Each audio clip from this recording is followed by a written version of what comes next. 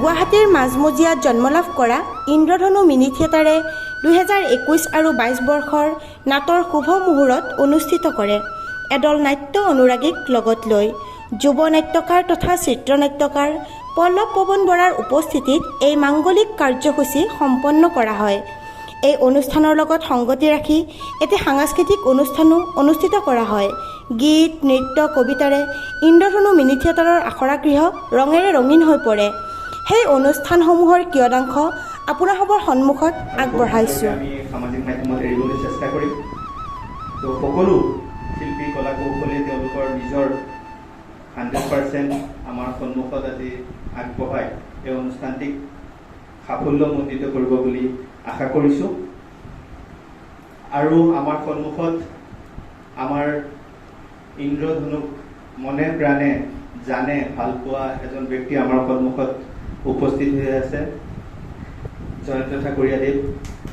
তেখেত বিভিন্ন কামৰ মাজতো আমাৰ কাৰণে অকণমান সময় উলিয়াই তেওঁ ইয়াত উপস্থিত হৈছে। আজি তেখেতৰ মিনিষ্টাৰ প্ৰগ্ৰাম আছিলে তাজত, সেইবোৰ মেনেজ কৰি যে ইয়ালৈ আহিছে তেওঁক আমি অশেষ ধন্যবাদ জ্ঞাপন কৰিছোঁ। আৰু আচলতে তেখেত আমাৰ একেবাৰে নিজৰ আপোন মানুহ। তো আমি তেখেতক আমাৰ তৰফৰ পৰা ধন্যবাদ আমি কেনেকৈ জ্ঞাপন কৰিম আমি নাজানো, কিন্তু তেখেতে আমাক যি শুভাশীষ দিব, আমাৰ মানে যিখিনি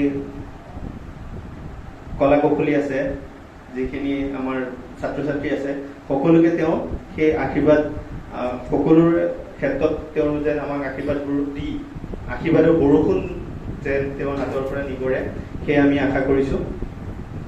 আমি আৰম্ভণিতে এই শুভ মুহূৰ্ত কাৰ্যসূচীৰ সম্বৰ্ধনা অনুষ্ঠানটিলৈ আগবাঢ়িব বিচাৰিছোঁ। আৰু প্ৰথমে আমি সেই চিত্ৰনাট্যকাৰ নাট্যকাৰ তেখেতক এখন ফুলাম গামোচাৰে সম্বৰ্ধনা জনাব বিচাৰিছোঁ। আৰু সম্বৰ্ধনা জনাব ভনিতা, এয়া এখনি ফুলাম গামোচাৰে সম্বৰ্ধনা জনাইছে ভনিতা বৰ্মনে। ভনিতা বৰ্মনক আমি আন্তৰিক ধন্যবাদ জ্ঞাপন কৰিছোঁ। আৰু এখন আমি ফুলাম গামোচাৰে সম্বৰ্ধনা জনাব বিচাৰিছোঁ আমাৰ জয়ন্ত ঠাকুৰীয়াদেৱ, আমাৰ ইন্দ্ৰধনুৰ অভিভাৱক হিচাপে। তেখেতক আমি এখন সুন্দৰ ফুলাম গামোচাৰে সম্বৰ্ধনা জনাইছে। ভনিতালৈ আকৌ এবাৰ আন্তৰিক ধন্যবাদ জ্ঞাপন কৰি আমি পিছৰ কাৰ্যসূচীলৈ গৈছোঁ। পিছৰ কাৰ্যসূচীত আমাৰ আছে নাৰিকল ভঙা, বন্তি প্ৰজ্বলন। আৰু তাৰ আগতে আমি বা তাৰ পিছতো আগত বা পিছত দুটাৰ পৰা আমি পল্লৱদাৰ, যিহেতু আমাৰ ইয়াত সকলো সাংস্কৃতিক প্ৰেমী নাটক পগলা মানুহ আমি উপস্থিত হৈছোঁ। আৰু পল্লৱদাৰ যি অভিজ্ঞতা, ভ্ৰাম্যমান থিয়েটাৰৰ পৰা আৰম্ভ কৰি স্ক্ৰিপ্ট লিখাৰ পৰা আৰম্ভ কৰি বাতৰিৰ নিউজ লিখালৈকে যি অভিজ্ঞতা, সেই অভিজ্ঞতাক আজি আমাৰ সকলোৰে আগত ইমান ধুনীয়াকৈ শ্বেয়াৰ কৰিব, যাতে আমি সকলো অনুপ্ৰাণিত হওঁ আৰু সেই অভিজ্ঞ ব্যক্তিজনৰ পৰা আমি কিছু কথা শিকিব পাৰোঁ। তাৰ কাৰণে আজি আমি পল্লৱদাৰ পৰা এটা দীঘলীয়া ভাষণ, সাৰুৱা ভাষণ আমি শুনিবলৈ ব্যাকুল হৈ আছোঁ। আৰু এই ভাষণেৰে আজি আমাৰ এই অনুষ্ঠানটোৰ ইন্দ্ৰধনু চাৰিবেৰৰ মাজত থকা শিল্পীসকলক যথেষ্ট অনুপ্ৰাণিত কৰিব। আৰু ইন্দ্ৰধনুৰ যি উন্নতিৰ জখলা, সেই জখলাত আমি দাপত ৰূপে আগবাঢ়িম।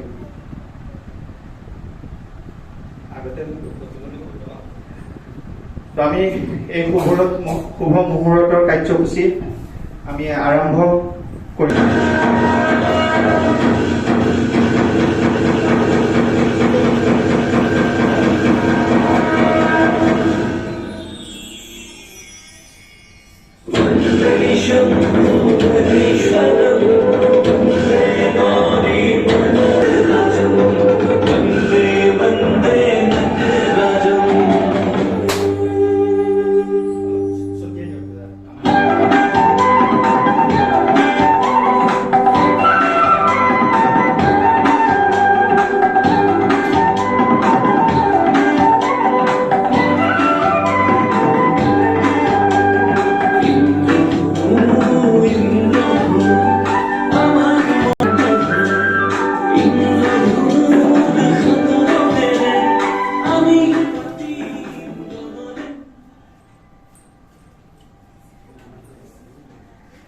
ধন্যবাদ। পল্লৱ দাই যিটো বন্তি প্ৰজ্বলনেৰে আমাৰ শুভাৰম্ভণি কৰি দিলে, সেই এটা যুৱ শক্তিৰ যিটো বন্তি প্ৰজ্বলন, সেইটো আমাৰ যেন সকলোৰে গাৰ দেহে দেহে শিহৰিত হয়। আৰু লগতে আমাৰ যি নাটকৰ লাইট আৰু এটি আৱহ সংগীত, যি নটৰাজ বন্দনা, তো নটৰাজক আমি স্মৰণ কৰি সকলোৱে যি আঁঠুকাৰি আমি এই নটৰাজক যি শ্ৰদ্ধা যাচিলো বা যি সন্মান আগবঢ়ালো আৰু নাটকখন ভাল হ'বৰ কাৰণে যি প্ৰাৰ্থনা কৰিলো, সেইবোৰ যেন ওপৰৱালা ভগৱানে শুনে আৰু আমি সেই সকলোবোৰ যেন সফল কৰিবলৈ আমি সফল হ'বলৈ বা সফল কৰিবলৈ আমি যাতে যৎপৰোনাস্তি চেষ্টা কৰোঁ। এইবাৰ আমি পল্লৱ পৱন বৰুৱাদেৱক আমি দুআষাৰমান ক'বলৈ অনুৰোধ জনাইছোঁ। মই আগতেও কৈছোঁ, আজি অনুষ্ঠানটি খুব ধুনীয়া হওক, খুব সৌন্দৰ্যবৰ্ধক হওক, আৰু পল্লৱ দাক দুআষাৰ ক'বলৈ ইয়াতে আমন্ত্ৰণ জনাইছোঁ। ইন্দ্ৰধনুৰ লগত জড়িত সকলোলৈকে মই মোৰ আন্তৰিক শ্ৰদ্ধা জ্ঞাপন কৰিছোঁ। যদি মানে কৈছোঁ দীঘলীয়াকৈ ক'লে ইমান নোৱাৰিম চাগে, কথা কোৱা আপোনাৰ নাই মোৰ। তথাপিতো আজি আচলতে এই পৰিৱেশটো তেতিয়া সঁচাকৈ খুব ভাল লাগিছে, কাৰণ আমি সকলোৱে জানো যোৱা দুবছৰে আমাৰ গোটেই বিশ্বখনে স্তব্ধ হৈ পৰিছে, আৰু লগতে আমাৰ সাংস্কৃতিক জগতখনো যথেষ্ট স্তব্ধ হৈ পৰিছে। তো এতিয়া আকৌ লাহে লাহে দেখিছোঁ পৰিৱেশবিলাক ভালৰ দিশলৈ গতি কৰিছে, আৰু সাংস্কৃতিক দিশতো মানুহে নতুন উদ্যমেৰে, নতুন আশা লৈ পেলাই, নতুন প্ৰত্যাশা লৈ পেলাই কাম কৰিবলৈ আগবাঢ়ি গৈছে। বুকুত বহা আশা লৈ পেলাই সি যুঁজিব পাৰে, আৰু সেই বিক্ৰমৰ যিখন যুঁজ, সেই যুঁজত আপোনালোক তেওঁক সহযোগিতা কৰিছে। মই 100% কনফিডেণ্ট যে ইন্দ্ৰধনুৱে এক নতুন মাত্ৰা প্ৰদান কৰিব নাট্য আন্দোলনত। আৰু অভিজ্ঞতাৰ কথা ক'লে আচলতে অভিজ্ঞতাৰ কথা শেষেই নাই। মই অভিনয়ৰ লগত জড়িত মই 4 বছৰ বয়সৰ পৰাই। মোৰ দেউতাহঁতৰ এটা নাট্য দল আছিলে, তাতে মই প্ৰথম অভিনয় কৰিছিলোঁ 4 বছৰ বয়সত। আৰু সেইটো এটা ইনচিডেণ্ট আচলতে দেউতাহঁতে মানে কম্পিটিশ্যনবিলাক কৰি পৰে। আমাৰ ঘৰতে তেতিয়া মেটাডোৰ বুলি এখন গাড়ী আছিলে, আপোনালোকে দেখা নাই চাগে, মেটাডোৰ বুলি, তাতে চিটিং উঠাই ঠাণ্ডা দিন আছিলে। তো মই এবাৰ চিটৰ তলত সোমাই পেলাই গুচি গ'লো, কোনো গমেই নাপালে। গৈ পেলাই তাত যেতিয়া চিটিং ৰুম আছে তেতিয়া দেখিছে চিটৰ তলত মই।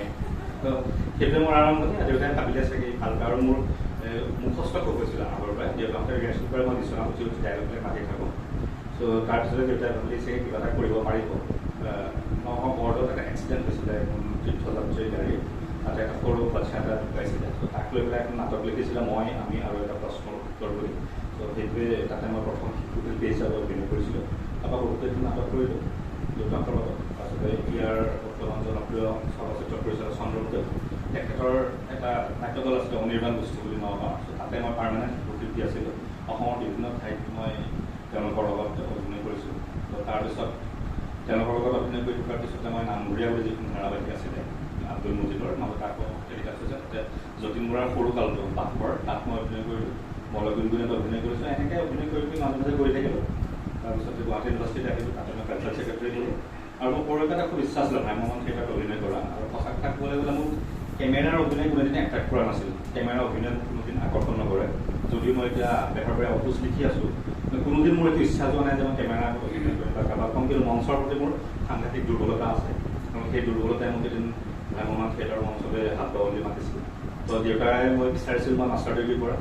তো মই দেউতাক এটা কণ্ডিশ্যন দিছিলোঁ যে মই মাষ্টাৰ ডিগ্ৰী কৰিম, মই ৰিজাল্টটো ভাল কৰিম, কিন্তু মোক এবছৰ হ'লে থিয়েটাৰত যাব দিব লাগিব। তো দেউতাই এগ্ৰী কৰিছিলে। তো মই সেইমতে কথা ৰাখি মই মাষ্টাৰ্ছ কৰি আহি পেলাই 4 বছৰ মই ভ্ৰাম্যমান থিয়েটাৰত অভিনয় কৰিছিলোঁ। শৰাইঘাট থিয়েটাৰ 2 বছৰ, শংকৰদেৱ থিয়েটাৰ 1 বছৰ, ৰাজকিলা থিয়েটাৰ 1 বছৰ। তাৰপিছত কিবা কিবি কাৰণত অভিনয়টো মই এৰিব লগা হ'ল, ঘৰুৱা কিছু অসুবিধা আছে, সেইবিলাক কিছু অভিজ্ঞতা। তাৰপিছত মই লিখিবলৈ আৰম্ভ কৰিলোঁ। তাৰপিছতে চিৰিয়েলৰ স্ক্ৰিপ্ট লিখিলোঁ। ভ্ৰাম্যমান থিয়েটাৰৰ কাৰণে নাটক লিখাটো মোৰ খুব এটা ইচ্ছা আছিলে। তো ভ্ৰাম্যমান থিয়েটাৰত নাটক লিখাটো সঁচাকৈ এটা জটিল কাম, আৰু পটককৈ একোজন প্ৰডিউচাৰ ৰিস্ক ল'বলৈ খুব টান পায়। বহুত কথা থাকে, বহুত লাখ লাখ টকাৰ তাত কথা থাকে, আৰু বিভিন্ন বেমেজাৰি আছে, আপোনালোকে গম পাব পিছত স্ক্ৰিপ্টটো লিখা। তথাপিতো সেইটো সুযোগো মই লাভ কৰিলোঁ। মোৰ প্ৰথমখন নাটক বেইমান ভগৱান সুদৰ্শন থিয়েটাৰ মঞ্চস্থ হ'ল। তাৰপিছত মঞ্চস্থ হ'ল সুদৰ্শন থিয়েটাৰতে বিষ্ণুযজ্ঞ, থিয়েটাৰ ভাগ্যজ্যোতি বৃন্দাবনত বৰষুণ। এইবাৰ মোৰ 20 বছৰ আছিলে বৰদৈচিলা থিয়েটাৰত মেঘৰ মৰম, সুদৰ্শন থিয়েটাৰত আছিলে বিজয়াৰ বিসৰ্জন, আৰু থিয়েটাৰ ভাগ্যদেৱীত আছিলে মহালয়া। বাকী কেইখন থিয়েটাৰটো নহ'লে এতিয়া থিয়েটাৰ ভাগ্যদেৱীৰ মহালয়াখনৰ মিউজিকৰ আমি ৰিহাৰ্চেল কৰি আছোঁ। সেইকেইদিন অহা যোৱা কৰি আছোঁ মই গ'লে তাৰপৰা আহিম তো এনেকৈ কৰিছোঁ আৰু চৰকাৰৰ ফালৰ পৰাও এটা আশা দিছে থিয়েটাৰবিলাক যাতে কৰিব পাৰে বা বিভিন্ন অনুষ্ঠান যাতে কৰিব পাৰে গতিকে ময়ো আশা কৰিছোঁ ভাল দিনবোৰ চাগে আকৌ ঘূৰি আহিব আৰু আপোনালোকে ইমান কষ্ট কৰি পেলাই আহিছে আপোনালোক সফল হ'বই খালি চৰকাৰৰ যিখিনি স্বাস্থ্যসন্মত নীতি নিয়ম সেই নীতি নিয়মখিনিৰ মাজেৰে আপোনালোকে কৰি যাওক আৰু এই যাত্ৰা জয়ী হ'ব পৰিৱেশবোৰ আকৌ ঘূৰি আহিব মোৰ ইন্দ্ৰধনু মিনি থিয়েটাৰৰ লগত জড়িত প্ৰতিগৰাকী শিল্পী কলাকাৰলৈকে মই শ্ৰদ্ধা নিবেদন কৰিছোঁ আপোনালোকক অভিনন্দন জনাইছোঁ মই আশা কৰিছোঁ আপোনালোকে এই যাত্ৰাত সফল হ'ব ধন্যবাদ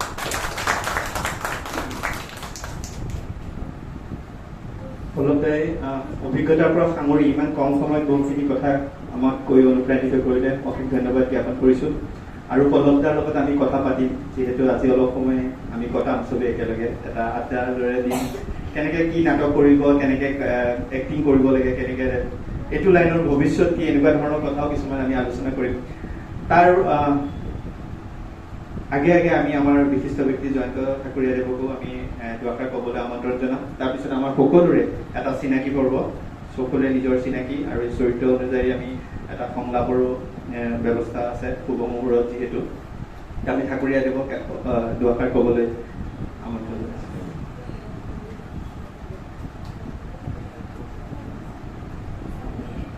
ধন্যবাদ বাবু ইন্দ্ৰধনু গোষ্ঠীৰ লগত মই বহুত বেছি দিনৰ পুৰণা নহয় যদিও মোৰ আন্তৰিকতা যেন বহু দিনৰ পৰাই আছে তেনেকুৱা যেন অনুভৱ হয় আৰু ইন্দ্ৰধনুৰ সকলো শিল্পীলৈ মই মোৰ মৰম আশীৰ্বাদ জনাইছোঁ আমাৰ ওপৰত বক্তা পল্লৱে যিখিনি কৈছে আমাক আশীৰ্বাদ দিলেই গতিকে আমি নিশ্চয় আমি আমাৰ নাট্য যাত্ৰা আমি নাটকৰ এই যাত্ৰাত নিশ্চয় সফল হ'ম আৰু বাবুৰ যিটো দুৰ্দান্ত সপোন আৰু যি কষ্ট সহিষ্ণুতা মন কষ্ট কৰিব পৰা যি মন আৰু বাবুৰ লগতে আমাৰো আছে নিশ্চয় চবৰে আছে গতিকে আমি নিশ্চয় সফল হ'ম আজি শুভ মুহূৰ্তত মই বিশেষ নকওঁ কিয়নো ময়ো ইন্দ্ৰধনুৰে এজন সদস্য গতিকে মই ভগৱানৰ ওচৰত মই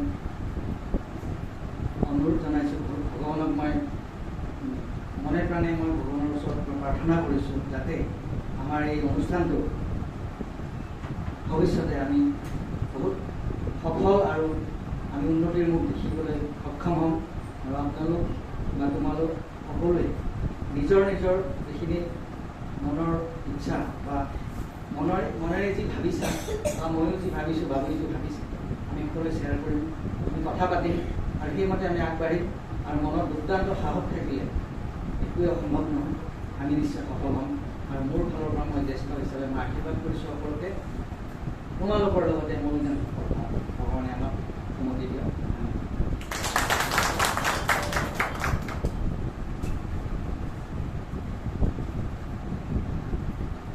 ধন্যবাদ জনাইছোঁ আমাৰ অভিভাৱক হিচাপে যি আমাৰ ছত্ৰ ছায়াত আছে বা আমাক যি ছাঁ দি আছে ছাতিৰ দৰে যেনেকৈ আমাক ধৰি ৰাখে তো আমি যেতিয়াই বিপদত পৰোঁ তেতিয়াই আমি ঠাকুৰীয়া নিচিনা এজন ব্যক্তি আমাৰ কাষত থাকে তো আমি তেখেতক অশেষ ধন্যবাদ জ্ঞাপন কৰিছোঁ আৰু এই মৰম এই যি আমাৰ প্ৰতি যি টান সেই যেন অনিৰ্দিষ্ট কাললৈ থাকে গোটেই জীৱন থাকে সেয়ে আমি কামনা কৰিছোঁ ভগৱানকো প্ৰাৰ্থনা জনাইছোঁ যাতে আমাৰ এই বান্ধোন খুব কটকটীয়া হয় তাৰপিছতে আমি সকলোৰে লগত এটা চিনাকি হ'ব বিচাৰিছোঁ সকলোৱে নিজৰ নাম আৰু যদি কিবা দুআষাৰ ক'ব বিচাৰে কৈ আমাৰ এই অনুষ্ঠানটিৰ সৌন্দৰ্য বৰ্ধন কৰিব প্ৰথমে আমি ইফালৰ পৰা আৰম্ভ কৰিছোঁ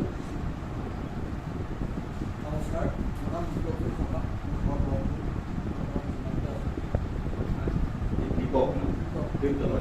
বিপ্লৱজ্যোতি শৰ্মা আমাৰ নতুনকৈ ইন্দ্ৰধনু টিমত জইন হৈছে সেইদিনাখন কংকনৰ বন্ধু কংকনে দিলে নাম আমি এইখিনিলৈকে আহি ক'লে ভাল পাম হৈছে আহক আৰু দুটামান কথা ক'বও পাৰে এবাৰ ইয়াৰ জাৰ্ণি আগতে এইটো ইন্দ্ৰধনুত কৰাৰ কিবা এক্সপিৰিয়েঞ্চ কংকনে যোৱাবাৰো কৰিছিলে তো অলপ এক্সপিৰিয়েঞ্চৰ সৈতে ক'লে আমি খুবেই আনন্দিত হ'ম নমস্কাৰ মই কংকন বৰা মই গৈছোঁ কৈছোঁ মই আগৰ বছৰ ইয়াতে আকৌ ভাল পালোঁ সেইকাৰণে আকৌ এবাৰ আহিছোঁ ভালেই হ'ব চাগে আৰু পাবলৈও ধন্যবাদ কংকনলৈ। কংকনক এটা তাৰ ভইচ খুব গদগদীয়া আৰু ষ্টেজত সি ইমানেই ওখ, ইমান ধুনীয়া লাগে তাক দেখিবলৈ। মানুহে তাক কয় তোমালোকৰ ষ্টাফটো খুব ধুনীয়া।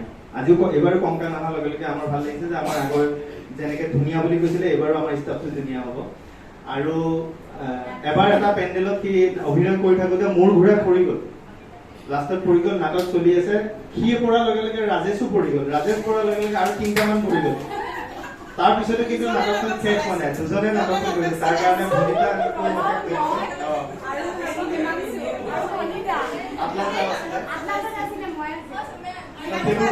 সেইবোৰ কথাৰ কাৰণে আচলতে এইবোৰ ভাল লাগে, এইবোৰ নাটকটো সেইকাৰণে ভাল লাগে। অন লাইভ যিটো যুদ্ধ কৰিবলগীয়া হয়। তাৰপিছতে আমাৰ ৰাজেশক চিনাকি দিওঁ। ৰাজেশ ইয়ালৈ আহিবলৈ ভাল পাওঁ, মাতটো মানে ধুনীয়াকৈ কেমেৰাত শুনিব। নমস্কাৰ, মোৰ নাম ৰাজেশ চেত্ৰী, মই থাকোঁ। ৰাজেশ চেত্ৰী চবৰে অন্তৰবোৰ খুব সুলভ হয়, খুব কোমল হয়। সেইকাৰণে চাগে আমি ক্ৰিয়েটিভ বা কিবা কিবা ক্ৰিয়েশ্যন কৰিব পাৰোঁ। যদি ঠেক মনৰ হয় বা অলপ যদি মানে মনটো যদি লেতেৰা হয়, এই সৃষ্টিশীল কামবিলাক কৰিব নোৱাৰে। তো সেইটো কাৰণে ৰাজেশো এটা একদম দেখাত যদিও সি ইমান সুস্থ পুষ্ট বা হেৰি, তাৰ মনটো সেই ৪ৰ্থ শ্ৰেণীত পঢ়ি থকা ল'ৰাটোৰ নিচিনা। তো আশা কৰোঁ সি এনেকৈ যোৱাবাৰ খুব ভাল পাৰফৰ্মেঞ্চ দিছে। তো এইবাৰো আশা কৰোঁ সি ভাল কাম কৰিব। ধন্যবাদ। ৰাণা। নমস্কাৰ, মোৰ নাম শ্ৰী ৰাণা দাস, মই গুৱাহাটীতে থাকোঁ। মই এখন এক্টিং ক্লাছতে শিকিছিলোঁ আগতে, এতিয়া আহোঁ মাজে মাজে। কিছুমান মানে বিশেষ কামৰ কাৰণে মই বেছি সময় দিব পৰা নাই। আৰু ছাৰে যেনেকুৱা কৈছে কংকন দাসে মানে আগৰবাৰ এক্টিং কৰিছিলে, থিয়েটাৰ কৰিছিলে, তেতিয়া মই 2খন নে 3খনত গ'লোঁ, যিখিনি মানে কৰিব পাৰোঁ কৰিছিলোঁ, সেইখিনিয়ে। ধন্যবাদ। ৰাণা, মই কৈছোঁ আমাৰ ইন্দ্ৰধনুত প্ৰথম ষ্টুডেণ্ট হৈ শিকি পেলাই আৰু বেহেৰবাৰী আউটপোষ্টতো এক্টিং কৰিছে, পল্লৱদাই স্ক্ৰিপ্টতো এক্টিং কৰিছে। এতিয়া ৰাণাই যিটো কষ্ট কৰিব পাৰে বা তাৰ যি চিনচিয়াৰিটি আমাৰ যিসকলে জানে সিহঁতে জানে। তো এনেকুৱা নিচিনা ল'ৰাবোৰৰ কাৰণেহে আচলতে অনুষ্ঠান এটা মানে যিবলৈ সক্ষম হয় বা অনুষ্ঠান এটা অলপ কিবা এটা দিশত যাবলৈ চেষ্টা মানে সমৰ্থ হয়। তো এনেকুৱা ল'ৰাবোৰ আছে ইন্দ্ৰধনুত আৰু আগন্তুক দিনবোৰতো থাকিব লাগিব। তাৰপিছত চিনাকি দিব।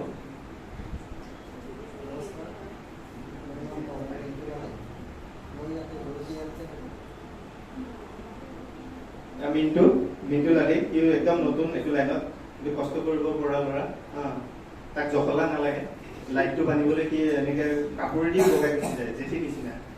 তো এনেকুৱা নিচিনা ৰাতিপুৱা আজি আহি এই বেনাৰ বান্ধা, হেৰি বান্ধা এইবিলাক কাম কৰিছে। আৰু আমি এইবোৰ কাম যদিও আমাৰ ফ'কাছত নাহে, কিন্তু কিমান গুৰুত্বপূৰ্ণ সেইটো যিবিলাকে অৰ্গেনাইজ কৰে তেওঁলোকে জানে যে কিমান এটা জটিল কাম, আৰু সেই জটিল কামটো অতি সোনকালে সমাধান কৰিব পৰা ল'ৰাজনী হ'ল মিণ্টু। মিণ্টুলৈ ধন্যবাদ জ্ঞাপন কৰিছোঁ। তাৰপিছতে আমাৰ পিংকি, নিজৰ চিনাকি আৰু অভিজ্ঞতাৰ কথা ক'ব। নমস্কাৰ, মোৰ নাম পিংকি আহমেদ, মই অনুবাৰীতে থাকোঁ। মই ইন্দ্ৰধনুৰ বহুত পুৰণা ষ্টুডেণ্ট, মানে ৰাণাহঁতৰ লগতে একেলগে আছিলোঁ। কিবা প্ৰব্লেমৰ কাৰণে মাজতে ওলাবলগীয়া হ'ল, পাঠশালাত নাটক কৰিব গৈছিলোঁ। তো ইয়াতে সময় দিব পৰা নাছিলোঁ। তো এতিয়া আকৌ আহিছোঁ নতুনকৈ এটা যাত্ৰা ষ্টাৰ্ট কৰিবলৈ ছাৰ মেমৰ লগত। তো এইবাৰ যাতে ভালে ভালে হওক সেইটোৱে আৰু কামনা কৰিলোঁ ছাৰ। ধন্যবাদ। পিংকিও আমাৰ একদম প্ৰথম বেষ্টৰ ষ্টুডেণ্ট আছিলে। তো অভিজ্ঞতা হৈছে। তো এইবাৰ আকৌ আমাৰ লগত কাম কৰিব। ভনিতাক আমি ষ্টেজত ইয়ালৈ আহিলে ভাল পাম, কাৰণ তাই এজনী বহুত মানে এনাৰ্জেটিক ছোৱালী। আৰু মই তাইক আমাৰ প্ৰস্তুতি কৰা হয় বুলি কওঁ, মানে প্ৰস্তুতি কৰা হয় যেনেকৈ এনাৰ্জেটিক, আমাৰ ভনিতাক তেনেকুৱা বুলি ভাবোঁ। নমস্কাৰ, পোনপ্ৰথমে মই আজি বিশ্বকৰ্মা পূজাৰ সকলোকে শুভেচ্ছা জ্ঞাপন কৰিছোঁ। আৰু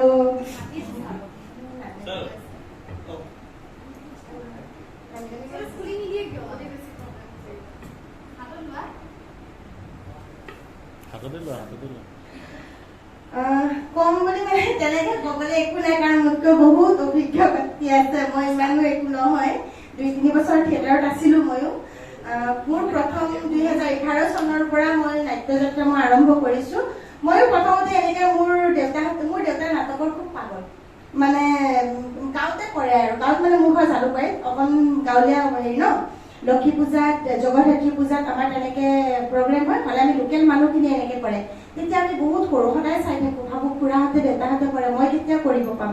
বিহু নাচোঁ সৰুৰ পৰা, বেলেগ একো নকৰোঁ, বিহু নাচোঁ, কিন্তু মই মানে এনেদৰে অভিজিত ভট্টাচাৰ্যদেৱৰ নাট মৰম দিয়া মোকৰ সংলাপেৰে শুভাৰম্ভণি কৰে। আপোনাসৱৰ গাঁও বা অঞ্চলত নাট পৰিৱেশনৰ বাবে যদি চিন্তা কৰিছে তেন্তে আজিয়েই যোগাযোগ কৰক। ফোন নম্বৰ 9864673749 আৰু 8638223451। অভিজ্ঞতাৰ পৰা এনেই কৰিলোঁ। তাৰপিছত মই স্কুলত এডমিশ্যন লৈ মই 2 বছৰ ক্লাছ কৰিছোঁ, এবছৰ মই বাহিৰত কম্পিটিশ্যন পুৰা কৰিছোঁ। এবছৰ মানে কম্পিটিশ্যন মই যোৱা বছৰলৈকে কৰিয়ে আছিলোঁ, এতিয়াও কৰোঁ, MSRত মই এতিয়াও কৰোঁ। তেনেকৈ পাইছিলে ৰেঙনিত কোনোৰ আপোন কৰিছিলোঁ চিৰিয়েল। মই কেমেৰামেনত আপুনি কোৱাৰ নিচিনা মোৰো ইমান এটা হেৰি নাই, মঞ্চখনৰ কাৰণে যেনেকুৱাকৈ এটা পাগল হৈ থাকোঁ, কেমেৰাৰ কাৰণে ইমান এটা হাবিয়াস মোৰ নাই। মই মঞ্চখনৰ কাৰণে কিন্তু কোনোবা যদি নেযাবি বুলি কয় নহয়, মই মোৰ মা দেউতা হ'লেও মানে এনেকৈ এটা ঝাটকা মাৰিব পাৰোঁ, চাওঁ এৰি দে মানে, জানেই মই আগুৱাই, মোক লাগিবই মানে। মঞ্চখনৰ কাৰণে মই যোৱা বছৰ ইন্দ্ৰধনু মিনি থিয়েটাৰত মোৰ লগত কাম কৰিছে, যোনে চবেই গম পায়, আৰু মাজতে ৰূপমৰ নামটো মই লৈছোঁ। এদিন অকণমান ল' স্কেলত হৈছিলে, সি দৌৰি গৈ মানে স্কিনৰ পিছফালে, বনিতা তোমাৰ গাটো বেয়া নেকি, তোমাৰ আজি ডাইলগ অকণমান পৰিছে দেই। মই ৰূপম মোৰ আজি মৃত্যু ঘূৰাইছে। কিয় সেইটো হৈছিলে, মই 4 দিন টোপনি মৰা নাই, 4 দিন ভাত খোৱা নাই, তেনেকে কিন্তু মই নাটক কৰিছোঁ। মই বহুত ক্ষীণ আছিলোঁ, যোৱা বছৰৰ বেনাৰ দেখিলে হাঁহি বাজি মই নিজেও হাঁহিছোঁ। মই মানা কৰিছিলোঁ ছাৰক বাৰে বাৰে, ছাৰ সেইখন ফটো নিদিব, মই যোৱা বছৰৰ ভনিতাজনী হৈ থকা নাই, বহুত কিন্তু এতিয়া মানে কি হৈছে, এতিয়া সেইখন ফটোৰ লগত মোৰ অকণো মিল নাই, কিন্তু তথাপিও মই কৰিছোঁ, নাটক এৰি দিয়া নাই। আৰু যোনে নাটক ভাল পায় তেওঁ এৰি দিব কেতিয়াও নোৱাৰে, কেতিয়াও নোৱাৰে মানুহ, কাৰণ আমাৰ এইটো এটা ধৰ্ম আছে, ভ্ৰাম্যমান থিয়েটাৰত যিহেতু আমি থাকি আহিছোঁ, আমাৰ নিজৰ মা দেউতা ঢুকাই গ'লেও আমি কেতিয়াও আহিব নোৱাৰোঁ, আমি কৰিবই লাগিব। যিহেতু আমাক নটৰাজে সেইটো শক্তি দিছে, আমি সেই শক্তিখিনি লগত থাকি কৰি যাম। আজিও মই ডিউটিৰ পৰা আহিছোঁ, মই ৰাতিপুৱা 10টা বজাত ওলাই গৈছোঁ ডিউটি, তাৰ পৰা ছুটি লৈ মই ইয়াত আহিছোঁ। মই যোৱা বছৰ তেনেকেই দিনটো ডিউটি কৰোঁ, গোটেই ৰাতি নাটক কৰোঁ, আকৌ ৰাতিপুৱা আহি গা ধুওঁ, আকৌ ডিউটি কৰোঁ। গতিকে এই বছৰো কৰিম, থাকিম, সকলোৱে থাকিব লগা। ধন্যবাদ।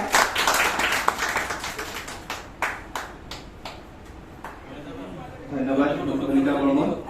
নিজৰ অভিজ্ঞতা, নিজৰ জীৱনৰ যাত্ৰা মানে যিখিনি কথা খুব কম সময়ত ক'লে, তাৰ কাৰণে আমি আন্তৰিক ধন্যবাদ জ্ঞাপন কৰিছোঁ, আৰু সকলোকে এই কথাবোৰে অনুপ্ৰাণিত কৰিব বুলি আশা কৰিছোঁ। তাৰপিছত আমাৰ এক ষ্টুডেণ্টৰ নিচিনাকৈ থাকে, খুব একান্ত বাধ্য ছাত্ৰী। গতিকে আমি তেখেতে মোক আগতেও কাণত ফুল চুচাই কৈছে, মোক একেবাৰে নামাতিব একেবাৰে, কিন্তু তেওঁ কথা ক'লে একদম কৈয়ে থাকিব। আৰু তাতে নগাঁৱৰ মানুহ কথা কোৱা তাৰ মানে উস্তাদ, তথাপি দীপাঞ্জলি বাইদেউক আমি আন্তৰিক ধন্যবাদ জনাইছোঁ যে আমাৰ লগত এনেকৈ বহি আজি সময়খিনি সুন্দৰ কৰিছে। তাৰপিছতে আমি চিনাকি হ'ম, নিজৰ চিনাকিটো। নমস্কাৰ, মোৰ নাম শ্ৰী পম্পুজ্যোতি, মোৰ পৰা 2 বছৰ অহা। নাটক শিকি বৰ ভাল লাগে ইয়াতে, আৰু বহুতো নজনা বস্তু শিকিব পাৰিছোঁ।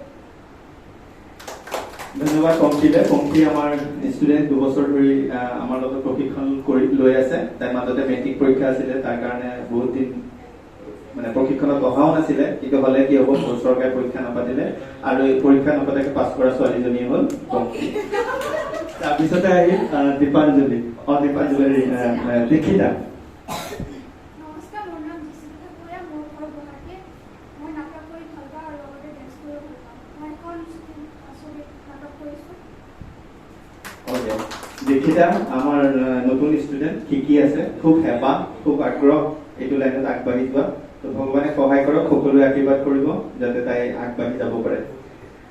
তাৰপিছতে আমাৰ একেবাৰে ওচৰৰ ছোৱালী, তাই সদায় ডাইৰেক্টৰ বিচাৰি থাকে, নাট্যকাৰ বিচাৰি থাকে, এক্টিং কৰা। আজি নাট্যকাৰজন সন্মুখতে বহি আছে, কিন্তু তাই এতিয়া নতুনকৈ শিকিবলৈ এই আজি প্ৰথম খোজ দিয়া নিচিনা হৈছে। জিয়া নাহিলে নেকি? টিউশ্যন আছে।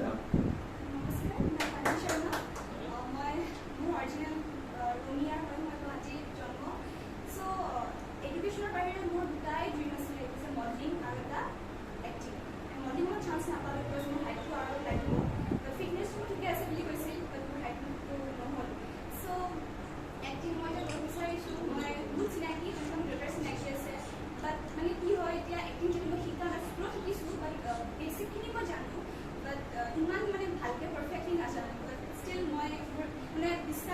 Finally. Thank you.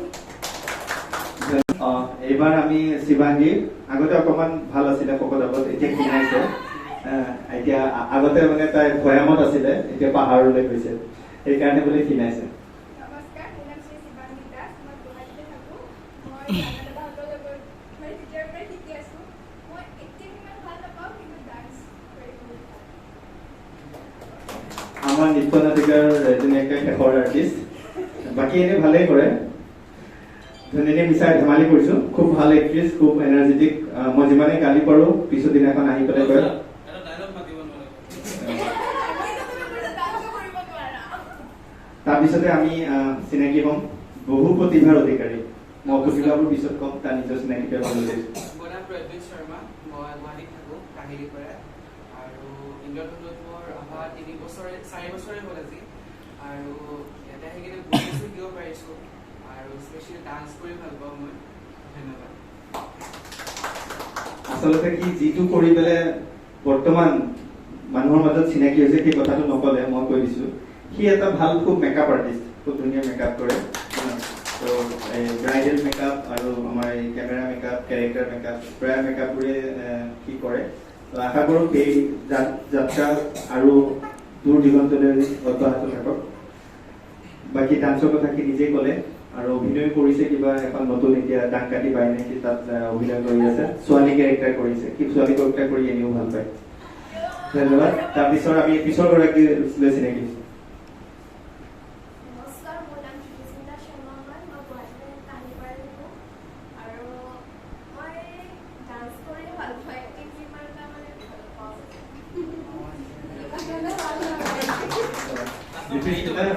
Jyotismita acting কৰি ভাল নাপায় মানে খুব গালি শুনিব লাগে সেইটো কাৰণে বেয়া পায় আৰু 2 নম্বৰ কথাটো হ'ল খুব চিঞৰি কথা ক'ব লাগে কষ্ট কৰিব লাগে তাই খুব আলসুৱা মানে আৰু সদায় টাইমত আজিলৈকে আজি চাগে আহিছে নেকি এনেই সদায় খালি ফোন কৰিলে 3টাত যাবই লাগিব নহয় যাবই লাগিব কিন্তু সদায় তাই 3:30 আহি পায় 3টা ক'লে তাৰপিছতে আমি চিনাকি হ'ম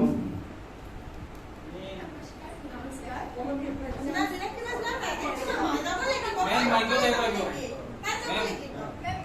আমি নিশুনো আমি কাম নকৰোঁ গানো গাব লাগিব মেম নমস্কাৰ মোৰ নাম শ্ৰী মীনাক্ষী শইকীয়া মোৰ ঘৰ নগাঁও ইন্দ্ৰধনু এতিয়া মিনি থিয়েটাৰ হৈছে 2 বছৰৰ পৰা কিন্তু প্ৰথমতে আমাৰ এখন স্কুল আৰম্ভ হৈছিলে আৰু আৰম্ভণি কৰিছিলোঁ আমাৰ এই গ্ৰুপটো ৰাণা ৰূপম শিৱাংগী পিংকী আৰু আছিলে কোনোবা কোনোবা নাই আৰু আমি প্ৰথম ইন্দ্ৰধনু মিনি থিয়েটাৰ কৰোঁতে চবেই আমাক সহায় কৰিছে আৰু বহুত ভাল লাগিলে আৰু যোৱা বছৰ আমাৰ কৰোণাৰ কাৰণে আমি একো কৰিব নোৱাৰিলোঁ আৰু এতিয়া আমি সকলোৱে আকৌ আগবাঢ়িছোঁ যাতে আমি থিয়েটাৰখন আকৌ ধুনীয়াকৈ আগবঢ়াই নিব পাৰোঁ আৰু পল্লৱ দাক চবেই জানেই পল্লৱ দাক চবেই ভাল পাওঁ আমি আমাৰ নগাঁও আজিলৈকে পল্লৱ দাৰ লগত মোৰ চিনাকি নাই বা কথা পাতি পোৱা নাই মই চিনি পাওঁ কিন্তু ভাল লাগে যে নগাঁৱৰ ল'ৰা পল্লৱ দাক চবেই ভাল পায় চবেই চিনি পায় আৰু খুৰাটো মোৰ অভিভাৱক আৰু মই ভাইমামা আচলতে খুব ভাল পাওঁ এবছৰ মই ভাইমামাত আছিলোঁ বৰদৈচিলা তাৰপিছতে কৰোণা হৈ বন্ধ হ'ল সেইটো কাৰণে এতিয়া মই থাকিবলৈ সুবিধা পোৱা নাই কিন্তু মই আকৌ থাকিম ভাইমামান মই বিৰাট ভাল পাওঁ মই মঞ্চৰ নাটক মই খুবেই ভাল পাওঁ এমেচা হওক ভাইমামান হওক আৰু আশা কৰিছোঁ আপোনালোক সকলোৱে সহায় কৰিব লাগিব আৰু আমাৰ টীমটো ইজনে সিজনে যাতে সকলোৱে সহায়ৰ মাজেৰে আগবাঢ়ি যাওঁ আৰু এই বছৰত আমি অকণ কষ্ট কৰিব লাগিব ৰিহাৰ্চেলটো আমি ষ্টাৰ্ট কৰিব পৰাই নাই দিয়ক গতিকে আমি যিখিনি সময় পাওঁ আমি নাটকতে কনচেনট্ৰেট কৰি ভালকৈ আমি নাটকখন উলিয়াব লাগিব আৰু সেইটোৱে চবকে মই মানে মোৰ ফালৰ পৰা কৈছোঁ যাতে চবেই কষ্ট কৰে আৰু সকলোৱে আমি ভালকৈ ওলাই যাওঁ সেইখিনিয়ে কৈছোঁ ধন্যবাদ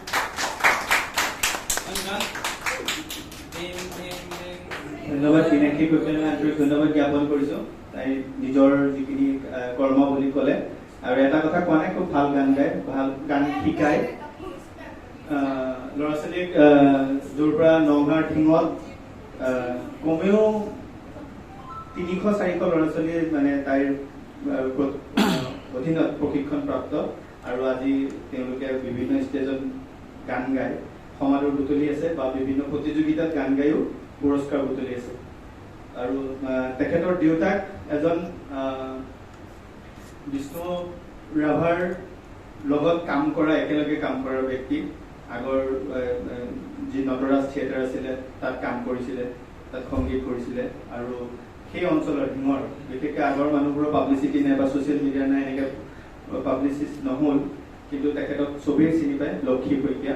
আৰু ঢিঙৰ প্ৰায় ল'ৰা ছোৱালী, গান গোৱা ল'ৰা ছোৱালী তেওঁ প্ৰশিক্ষণ লৈয়ে আগবাঢ়ি গৈছে। তো আজি সেইখিনি সময়টো দেউতাকৰ কথা নক'লে মই জানো কাৰণে এবাৰ শ্বেয়াৰ কৰিলোঁ চবকে। এইবাৰ আমাৰ সাংস্কৃতিক কাৰ্যসূচী এটাও হ'ব, চবেই গীত গাব। তাৰ আগতে আমি চবৰে ৰূপম কেমেৰাৰ পিছত থকা মানুহজন পাহৰি যোৱা যায়। ৰূপমে দুআষাৰ ক'ব, তাৰপিছতে আমি প্ৰসাদ বিতৰণ কৰিম, তাৰপিছতে আমাৰ নাটকৰ সংলাপ, তাৰপিছতে গীতৰ কাৰ্যসূচী। কোনে গীত গাব, নাচিব, এনেকুৱা ধৰণৰ কাৰ্যসূচী। তাৰ মাজতেও পলমদাই 2-3 আষাৰ ক'ব, যাতে আমি শিকিবও পাৰোঁ, শিকিব পাৰে। পলমদাইতো আজি বিশেষ কাম অলপ সময় দিব পাৰিব। ধন্যবাদ।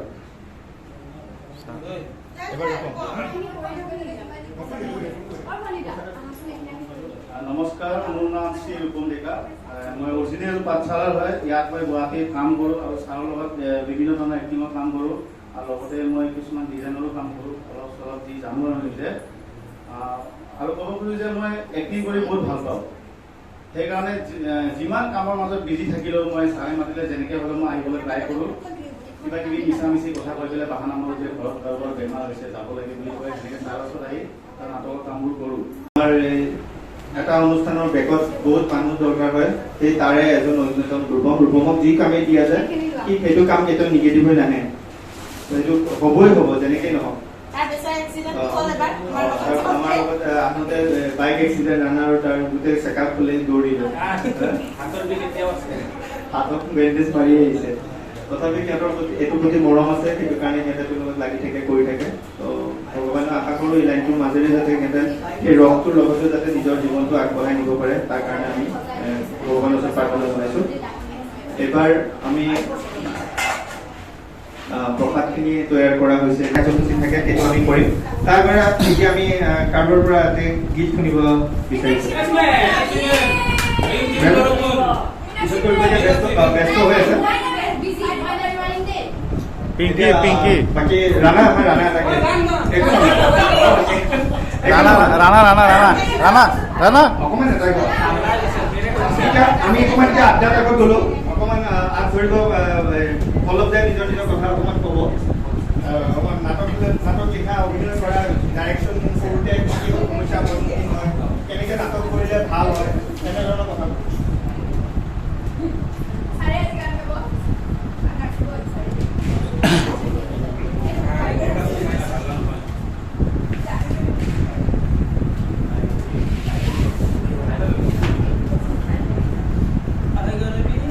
অভিজ্ঞতাটো সদায় নতুন নতুন অভিজ্ঞতা ন, কি বুলি কওঁ সুধিলে ক'ব পাৰোঁ, কিন্তু স্পেচিয়েলি যদি মই বেকাৰী কথা কওঁ সেইটোতো সদায় নতুন আৰু নতুন ছাবজেক্ট, নতুন সদায় অভিজ্ঞতা হৈ থাকে। কেতিয়াবা ভুল হয়, কেতিয়াবা ভাল হয়, সদায় গৈ আছোঁ আৰু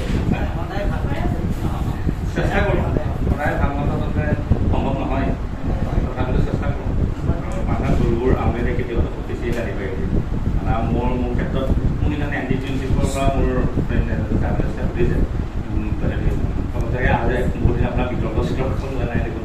মই খুব সময় কিয় নাজানো, মোৰ নাটক লিখোঁ সেইটো হৈছে, মোৰ নাটক লিখিলে মোৰ ওপৰত কেছ দিয়া আছে, কেছ দিছে, জুমুঠি জ্বলাইছে, সমদল উলিয়াইছে, লাষ্টত গৈ পেলাই মই নলবাৰী থানাত গৈ পেলাই হাজিৰ কৰিব লগা হৈছে। তাৰপিছত কম্প্ৰমাইজ কৰিছোঁ, তাৰপিছত বেহৰবাৰীত গৈ পেলাই তেনেকুৱা কিবা এটা ইছ্যুজ হৈছে, বৰ বেয়া গালি পায়। মই তাইক কৈছোঁ নালাগে, তেওঁ মই অকণমান আঁতৰি দিব বিচাৰোঁ। বৰ মানে কেতিয়াবা বেয়াও লাগে, সেইবিলাক ইমান বেয়া লাগে কয় নহয়, ফেচবুকে চেচবুকে আজিকালি এইটো ক'বও নোৱাৰোঁ, তেনেকুৱা এইবিলাকৰ অভিজ্ঞতা ভালটো বহুত মিঠা অভিজ্ঞতা আছে। এনেকুৱা কিবা সুধিলে ক'ব পাৰোঁ, মইহে আপোনালোকক জানিব বিচাৰিছোঁ। আচলতে কি নিজৰ লিখোঁ, থিয়েটাৰটো নাটক দিওঁ, তাতে ইয়াতে লিখোঁ, এইবিলাক কেম্পত থাকোঁ, ৰিহাৰ্চেল কৰোঁ, গ্ৰাউণ্ড ৰিহাৰ্চেল কৰোঁ, ষ্টেজ কৰোঁ, লাইট কৰোঁ, বা চিৰিয়েলো ইয়াত লিখি থাকোঁ। অভিজ্ঞতাবিলাক আচলতে আপোনালোকৰ বেছি, কাৰণ প্ৰেক্টিকেল ফিল্ডত আপোনালোকে যায়, দৰ্শকৰ লগত বিভিন্ন এক্সপিৰিয়েঞ্চ হয়। আচলতে মইহে সুধিব লাগে, মইহে সুধিছোঁ আপোনালোকৰ অভিজ্ঞতাবিলাক কৈ যাওকচোন। প্ৰেক্টিকেল ফিল্ডত কৰি কেনেকুৱা লাগে। মইতো আছিলোঁ 4 বছৰ মই অভিনয় কৰিছোঁ, তো সেইবিলাক মোৰ লগত আছে অভিজ্ঞতা। মোৰ মই তাৰমানে আমি ল'ৰাৰ ফালে বেছি যোৱা নাছিলোঁ। তাতে আমাৰ তাত হেৰিবিলাক নহয়, যাত্ৰাবিলাক নহয়, ভাওনা নহয়। সেইটো মই মানে খুব পাইছিলোঁ সেইবিলাক। আৰু সেইকাৰণে মই যেতিয়া প্ৰথম শৰাইঘাট থিয়েটাৰত আছিলোঁ, মালিকে মোক খুব মৰম কৰিছিল। মই জাষ্ট ইউনিভাৰ্চিটিৰ ওলাই আহিছিলোঁ আৰু খুব মৰম কৰা আছিল। মই মানে এইবিলাক বস্তু দেখি পেলাই প্ৰথম পাইছিলোঁ, সভা চভা আমাৰ ফালে নাই, যাত্ৰাবিলাক যায়। তো মই আমাৰ নাটক শেষ কৰি পেলাই মোক বিচাৰি পেলাই মানুহ নাই ক'ত, মই একদম পূৰা অলপ বহি খেৰৰ মাজত মানুহৰ লগত বহিছোঁ, চাই থকা মোক তাৰপৰা উঠাই নাই। খুব জান্তি মুদ্ৰা খেলিলোঁ, সেইবিলাক নাই আমাৰ ফালে, সেইবিলাক পাইছোঁ। আকৌ মালিকে লৈ আহে, এই খুব জান্তি মুদ্ৰা খেলিবলৈ আহে। এইবিলাক থিয়েটাৰৰ লগত ৰিলেটেড মোৰ বিৰাট ধুনীয়া ধুনীয়া হেৰি আছে। আৰু মই খুব ভয় কৰিছিলোঁ। এতিয়াহে মই অকলে থাকোঁ। আগতে মই এটা ৰুমৰ পৰা ইটো ৰুমলৈ গ'লে মই মানে মাক লৈ পেলাইহে যাওঁ। তো থিয়েটাৰতে যেতিয়া ৰুম মই অকলে পাইছোঁ, অকলে থাকিবলৈ ভয় লাগে, এনেকুৱা ধেৰ মোৰ এক্সপিৰিয়েঞ্চ আছে। তো তেনেকুৱা আপোনালোকে কওকচোন আপোনাৰ অভিজ্ঞতাবিলাক প্ৰেক্টিকেল ক্ষেত্ৰত। এতিয়া যিটো ৰোলত এটা ডাইলগ দিয়া হয়, সেইটো আপুনিয়ে দিয়ে, এই ভাবি পেলাই লিখে নে আগৰ পৰাই লিখে? নাই, সেইবিলাক ভাবি পেলাই লিখা হয়। প্ৰতিটো ষ্টৰী বেছ কৰি নোৱাৰোঁ, প্ৰতিটো বেছ কৰি তেওঁলোকে লিখা হয়। আৰু কিছুমান অঞ্চলত ইম্প্ৰোভাইজো কৰা হয়, আৰু কমেডিত ইম্প্ৰোভাইজেশ্যনটো লাগেতো, কিন্তু বাকী স্ক্ৰিপ্টৰ মতে হৈ যায়, তেওঁ ভাবিয়ে লিখা হয়। আৰু স্ক্ৰিপ্ট ৰাইটাৰ কোনোবা কোনোবা স্ক্ৰিপ্ট কৰে। নাই নাই, আমি ইমান কৰিব নোৱাৰোঁ। আচলতে বেহৰবাৰীখন যে আমি কাৰেণ্ট চুপত কৰি থাকোঁ, গতিকে বেছি কৰিলে মানে বস্তু ইছ্যুটো পুৰণা হৈ যায়। গতিকে আমি মানে হয় ভাবিব লগা হয়। আৰু খুব মানে ইনফৰ্মেশ্যনবিলাক লৈ থাকিব লগা হয়, ক'ত কি হৈছে পেপাৰ পাত থাকিব লগা হয়। ত' মই ৰাতি অফিচৰ পৰা গৈ পেলাই মই গোটেই টক শ্ব' বা বেলেগ নিউজ চিউজ গোটেইখিনি চাওঁ, ৰাতিপুৱা পেপাৰ পঢ়োঁ। মই নিজকে আপডেট কৰি ৰাখিব লগা হয়।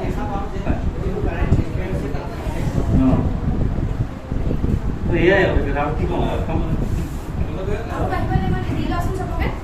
আৰু মনত পৰিলে কৈ থাকিব। আৰু কোনোবাই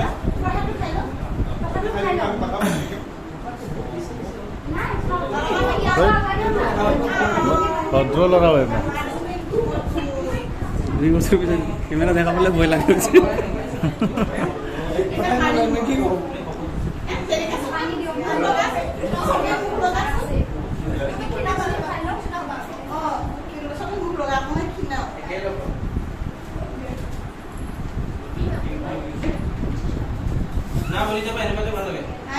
আমি আমাৰ মাজত কি গোস্বামী আছিলে, বিপ্লৱ শৰ্মা। বিপ্লৱ শৰ্মা আমাক আমি বেলেগ প্ৰতিভা গান চান গোৱা নেকি, অভিনয় কৰা? কংকন গান নহয়, এটা ডাইলগ এটা বিহু এখন অসমীয়াত অনুবাদ কৰিছিলে জ্ঞান পূজাৰী ছাৰে। তাৰ যোনটো দুৰ্যোধনৰ এটা ডাইলগ মই কৈছোঁ, কেনেকুৱা পাই নাজানো। আৰু ৰঞ্জিত কুমাৰ ফুকন ছাৰে কৈছিলে, যুদ্ধত কোনো দেশৰ ৰজা মহাৰজা হাৰি যোৱা নাই, সত্যৰ জয় ধ্বনিৰে আজি চৌদিশ ৰজঞ্জনাই কৈছে।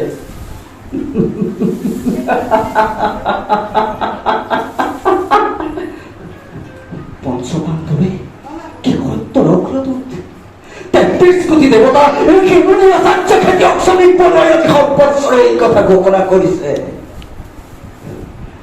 আৰু কৌৰৱসকল কিন্নৰকৰ গীত, কিন্তু সিখন দিকাগত লৈ যেতিয়া পিতামহ ভীষ্মক নিধন কৰা হ'ল, এয়া অন্যায় অবিচাৰ বুলি কোনেও মাত এষাৰ নামাতিলে। এয়াই নেকি আমাৰ নিয়তি? এয়াই নেকি আমাৰ নিয়তি? ধৰ্ম জানো হে গুৰুদেৱ, সেই সত্যৰ একক পূজাৰীক, সেই ন্যায়ৰ প্ৰতিমূৰ্তিক তেওঁইতো মিথ্যাচৰণ কৰিছিল হস্তস্বৰূপে। সিখন দিশ সাৰথি কৰিবলৈ শ্ৰীকৃষ্ণই কিয় পৰামৰ্শ দিছিল? কিয় সত্যৰ একক পূজাৰীৰ নিৰ্দেশতে এই কাৰ্য সম্পন্ন হোৱা নাছিল?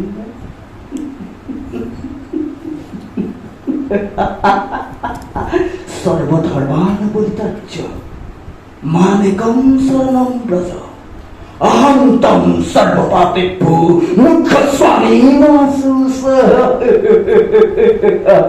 Thank U.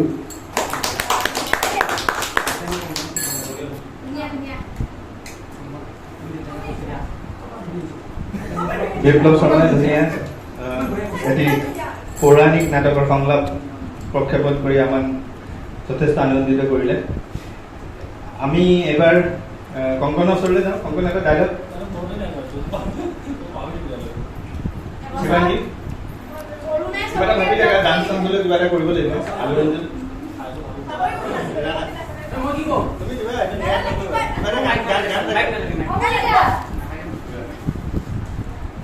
নমস্কাৰ। মই এতিয়া বিশেষকৈ মই প্ৰথমতে কৈ দি আছোঁ, মোৰ অসমীয়াটো অকণমান নাকুটা হৈ গ'ল। মই বেংগলী ল'ৰা হয়, মই অসমীয়া গোটেইখিনি পাঠ মই শিকি আছোঁ, তেনেকুৱা টাইপৰ মই ডাইলগ মাতি নুশুনা। মই এটা সৰু এটা কাহিনী কৈ আছোঁ, আপোনালোকে শুনিছে কাহিনীটো বিশেষকৈ মোৰ নহয় যিহেতু মই জাষ্ট কৈ দি আছোঁ। এটা অফিচ আছিলে, অফিচত মানে বহুত মানুহ কাম কৰে বিভিন্ন ধৰণৰ। তাৰপিছতে তাতে মানে 4জন মানুহ হৈছে।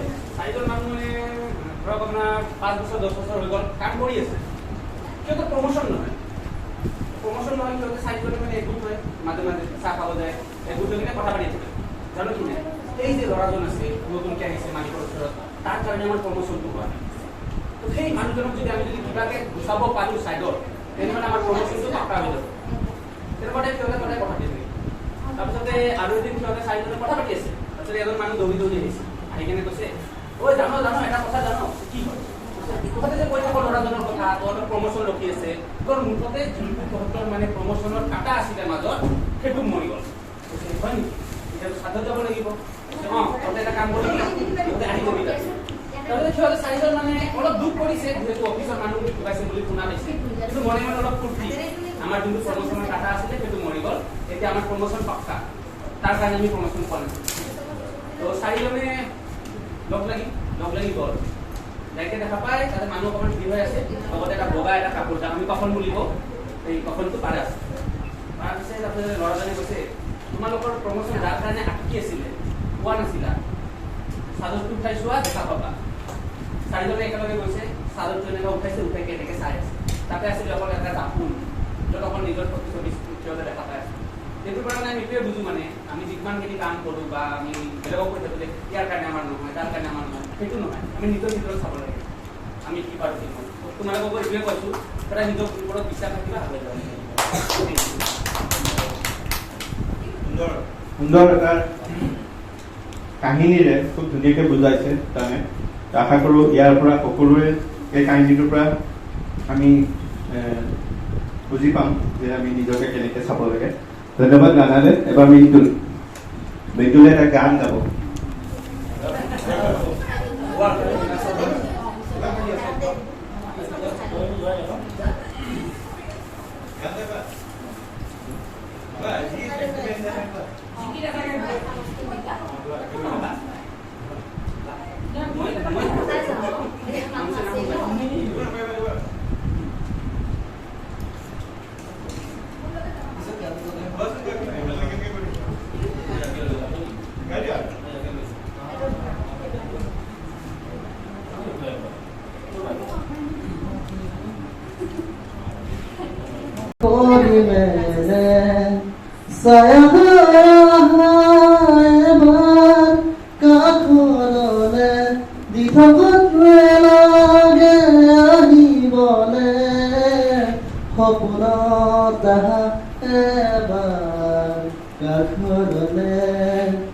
তোমাৰ কথা ভাবিলে জ্বলা জ্বলা উপচি পৰে।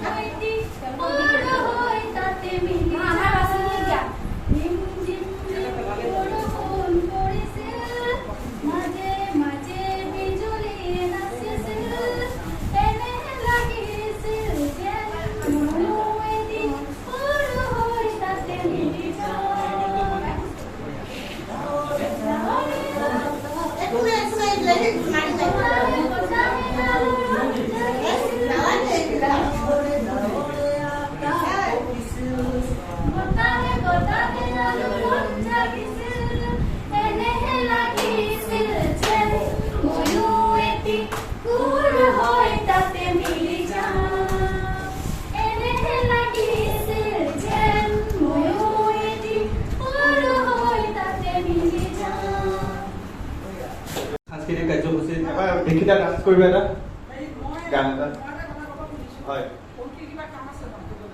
পংখী এটা ডান্স কৰিব লাগে নিয়মতে আজি নাই পংখী কোনটো গানত নাচিবা আহা তোমাৰ ডান্স এটা চাওঁ পংখী আহা কোনটো গান গাবা মোবাইল উলিয়াই দিয়া নাচিবা তুমি কোনটো গান নাচিবা কাটা লাগেতো নচা ভুল হৈ গ'ল sorry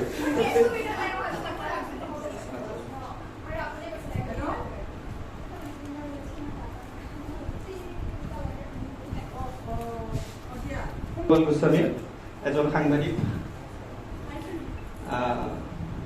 লগতে এজন ভাল সমালোচকো বিভিন্ন ধৰণে সমালোচনা কৰি থাকে মই পল্লৱক চিনাকি কৰিছোঁ Pallav Bora Beharbari outpost script writer আমি বহুত দিনৰ পৰা শুনি আছোঁ আপুনি খুব সুন্দৰ সুন্দৰ গীত গায় আমাৰ ওচৰত মোক অৱশ্যে শুনাই থাকে আজি আমাৰ গোটেই ৰাইজকে অলপ শুনাব বুলি আমি আশা কৰিছোঁ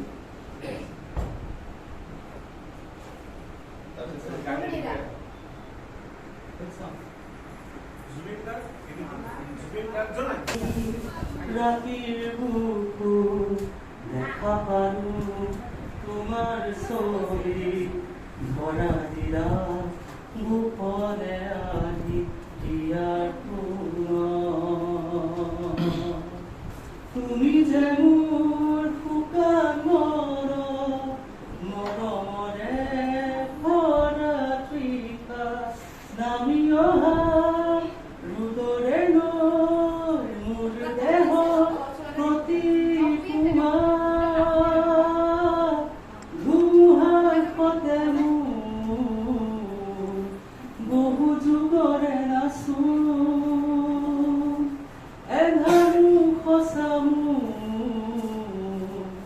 বহু দিনৰে আকো নিজাৰৰ গান মোৰ শেষ হ'ব ভাবো তোমাৰ বুকু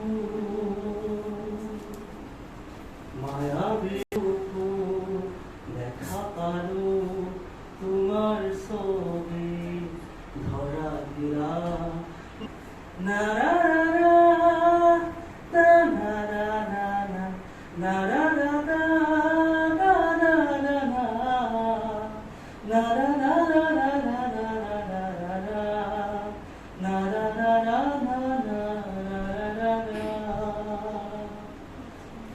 শৰতৰ প্ৰভাতী সুৰে কব তোমাকে মোৰ কথা প্ৰতি মেঘালী জোনে কব তোমাকে মোৰ ব্যথা ধুমুহাৰ সতে মোৰ বহু দিনৰে নাচো এধাৰো সঁচা বহু যুগৰে আকো ভাবো তোমাৰ ৰাতিৰ বুকু দেখা পালো তোমাৰ ছবি ধৰা দিলা গোপনে আহি হিয়াৰ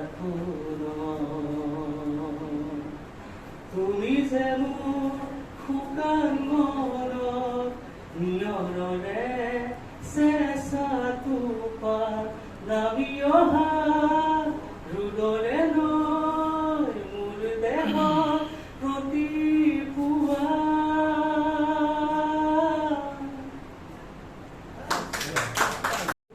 জানা বহু গান আজি হ'ল গোৱা ৰাতিপুৱা গ'লে অলপ সময় জানানে জানা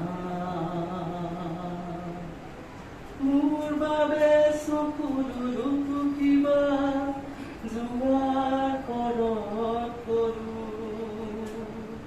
শুনিতেৰে বুকুত নাম লিখি আজি দূৰণিতে ওলালো অকল খৰে ও মোৰে লগৰী বহু ৰাতি হ'ল জানা বহু গান আজি হ'ল গোৱা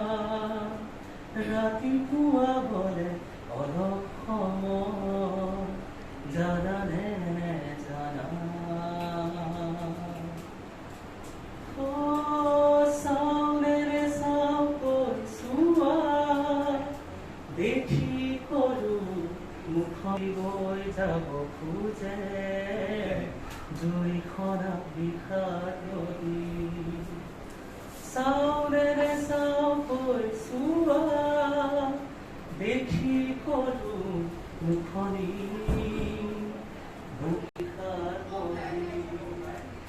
যাব উৰাই আজি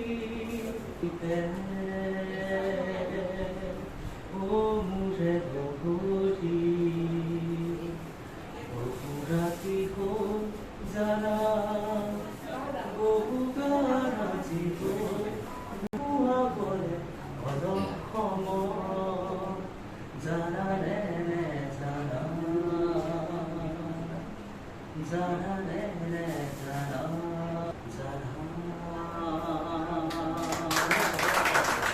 খুব আৰম্ভণিৰ যি সংলাপ নিক্ষেপণ সেইটো আমি আৰম্ভ কৰিম তো আমি এবাৰ প্ৰলব্ধৰ ওচৰলৈ আহি আমাৰ স্ক্ৰিপ্টখন এবাৰ আমাৰ হাতত তুলি দিবলৈ অনুৰোধ জনাইছোঁ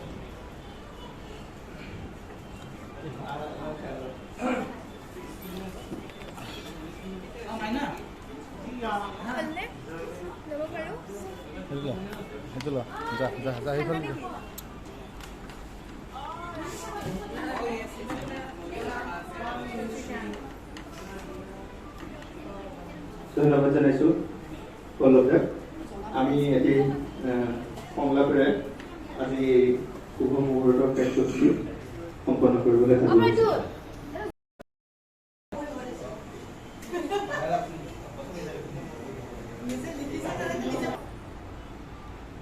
তুমি সেই ভাই ভনীয়ালৰ লগত কাজিয়া কৰিবলৈ তোমাৰ কি দৰকাৰ আছিল তাকো দেউতাৰ সন্মুখত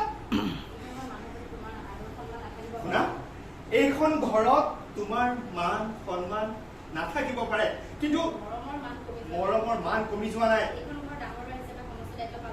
এইখন ঘৰৰ ডাঙৰ ল'ৰা হিচাপে মই সমস্ত দায়িত্ব পালন কৰিম মই প্ৰত্যেকৰে দায়িত্ব পালন কৰিম আৰু তাত যদি তুমি মোক বেয়া পোৱা তাত মোৰ ক'বলগীয়া একো নাই তোমাক বেয়া পাওঁ মই তুমি কেতিয়াবা মই সেই ভাল পোৱা মানুহজন হৈ পাইছানে তোমাক বেয়া পাওঁ তোমাক তোমাৰ নামত কিবা খেন্দুৰ হোৱাৰ বাহিৰে মোৰ এই যুগ্ম জীৱনত আৰু কিবা তথ্য আছেনে কিবা প্ৰমাণ কেতিয়াবা আমি দুইজনে অকল কৰিব নাযাব পাইছোঁ কেতিয়াবা ইজনে সিজনৰ মনত কথা পাতি পাইছোনে আনকি আমাৰ দুইজনৰে ইজনৰ বা সিজনৰ বেমাৰ হ'লে কোনেও দিগন্ত কষ্ট তোমাৰ নামত মই এই কপালখন ৰঙা কৰিছোঁ যাৰ সংগ বিচাৰি যাৰ সান্নিধ্য বিচাৰি মই হাহাকাৰ কৰি ফুৰিবলগীয়া হৈছে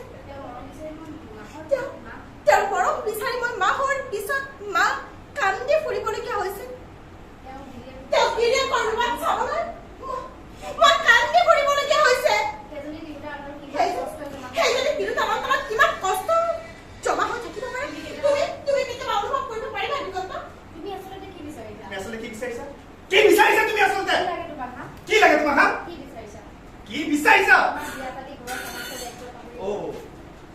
তোমাক বিয়া পাতি মই ঘৰৰ সমস্ত দায়িত্ব পাহৰি তোমাৰ এৰিষ্ট্ৰকেট দেউতাৰ দামী সোফাত বহি আৰাম কৰি থাকিব লাগে নহয় তুমি এই কথা দেউতাক কথা দিবা দিগন্ত কিয় নামাতিম কাৰণ এই লেতেৰা চিন্তাবোৰ তোমাৰ মূৰত সুমুৱাই দিয়া ব্যক্তিজনে হৈছে তোমাৰ দেউতা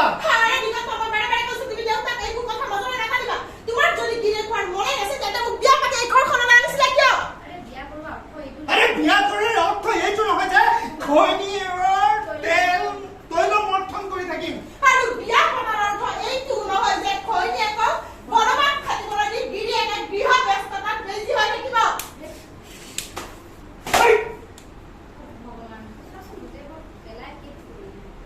ভগৱান গোটেইখন পেলাই শেষ কৰি পেলালে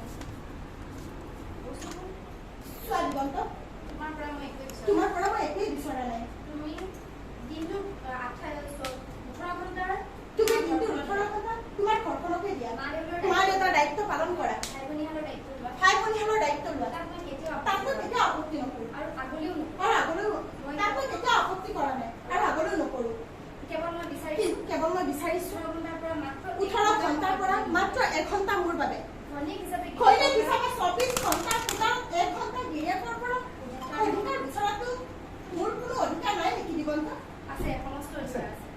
আছে সমস্ত অধিকাৰ আছে চব অধিকাৰ অধিকাৰ তোমাৰ আছে। কিন্তু যধে মধে অধিকাৰ সাব্যস্ত কৰিবলৈ গ'লে কিন্তু সমস্যাৰ মীনাক্ষী, সৃষ্টি হয়। যধে মধে অধিকাৰ আনিবলৈ গ'লে সমস্যাৰ সৃষ্টি হয়। ঠিক আছে ঠিক আছে, তেনেহ'লে তুমি এটা কাম কৰা দিগন্ত, তুমি তোমাৰ হিচাপত মোক এখন লিষ্ট তৈয়াৰ কৰি দিয়া আৰু তোমাৰ লিষ্ট মতে মই মোৰ অধিকাৰ সাব্যস্ত কৰিম, ঠিক আছে? এইবিলাক কথালৈ তৰ্ক কৰাৰ ইচ্ছা মোৰ একেবাৰে নাই। এইবিলাক কথালৈ তৰ্ক কৰা একেবাৰে ইচ্ছা নাই মোৰ। মোৰতো এইখন আৰু মোৰো মীনাক্ষী, প্লিজ কথাবোৰ বুজিবলৈ চেষ্টা নকৰা কিয়? মই জীৱনত চব বুজিছো। মই দিগন্ত চব বুজিছো, চব চাম গুচা চব গুচা আগৰ পৰা। ইমান দিনে এইখন ঘৰত থাকিয়ে গম পাই গৈছো সিমান দিনে মই এইখন ঘৰত থাকিয়ে গম পাইছো তুমি বৰ ভাল মানুহ। তুমি বৰ ভাল মানুহ দিগন্ত, তুমি বৰ ভাল মানুহ তুমি। কিন্তু আনেতো নুবুজে কিন্তু ভাল মানুহ সদায় কিন্তু আনেতো নুবুজে দিগন্ত, সেন্দুৰ পিন্ধি তাতে আকৌ সেন্দুৰ পিন্ধি চকুলি পেলাব হ'লেই নে সেয়া? মীনাক্ষী, হেইয়া চকু পানী পেলাবৰ হ'লেই নে তোমাৰ? চকু পানী নহয় অ দিগন্ত, এতিয়া বিষ পালি চকু পানী নহয়, সেয়া বিষ পানী। চকুৰে ওলাল বুলিয়ে সকলোতো চকু পানী নহয়। উনাছ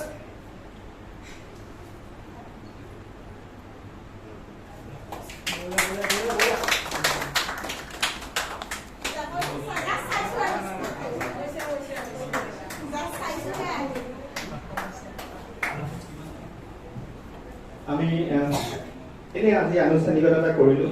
কাইলৈৰ পৰা আমি ভালকৈ ৰিহাৰ্চেল কৰিম আৰু সকলো আমাৰ শিল্পীসকল সকলোৱে যেন সময়মতে আমি যেতিয়া বান্ধিলো সেই সময়মতে ৰিহাৰ্চেল কৰিম। কাৰণ আমাৰ বেলেগৰ নাটকতকৈ আমি অকণমান সুকীয়া, মানে আমাৰ কেম্প নাই, আমি একেলগে নাথাকোঁ।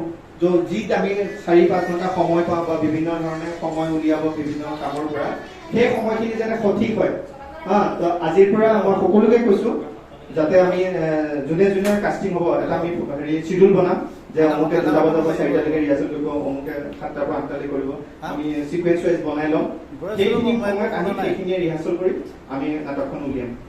তো খুব কম বাজেটত খুব কম সুবিধা লৈ পেলাই আমি নাটকখিনি কৰিব লাগিব। যিহেতু তো আমি সকলোৰে সহায় সহযোগিতা আমি আন্তৰিকতাৰে কামনা কৰিছোঁ। আৰু পল্লৱ দাও বিশেষকৈ আমাৰ ইয়াৰ পৰা বিদায় দিব বিচাৰিছে। শেষত আকৌ এষাৰ কথা কৈ পল্লৱ দা মোৰ পৰা বিদায় দিব। বেয়া নাপাব, মোৰ কামৰ কাৰণে সোনকালে যাম। তো মই পুনৰ পৰা আপোনালোক সকলোকে মোৰ ফালৰ পৰা মই শুভেচ্ছা দিছোঁ। আপোনালোকে এই যাত্ৰাত সফল হ'বই লাগিব। গতিকে মোৰ ফালৰ পৰা সম্পূৰ্ণ সহায় সহযোগিতা থাকিব আৰু মই যেতিয়াই পাৰোঁ মই সদায় আপোনালোকৰ লগত জড়িত হৈ থাকিম। ধন্যবাদ পল্লৱ দাক আমাৰ ইন্দ্ৰধনুৰ পৰা বহুত বহুত ধন্যবাদ জ্ঞাপন কৰিছোঁ।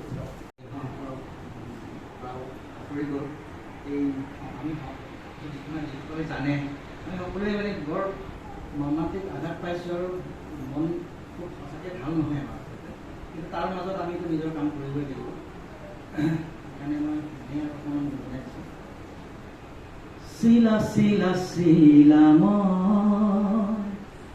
তোৰ আকাশৰে উৰি উৰি ফুৰো মই গাঁৱৰে পোহৰে। শিলা শিলা শিলা তোৰ আকাশৰে উৰি উৰি ফুৰো মই গাঁৱৰে পোহৰে। চিলনীৰ জাকুৰে ময়ো তাকে খেদি যাওঁ, হোতাল কাটি গ'লেও তোৰেই ঘৰ পাওঁ। শিলা শিলা শিলা তোৰ আকাশৰে উৰি উৰি ফুৰো মই গাঁৱৰে পোহৰে।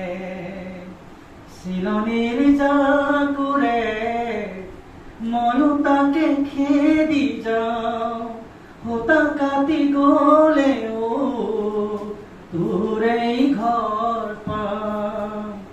শিলা শিলা শিলা তোৰ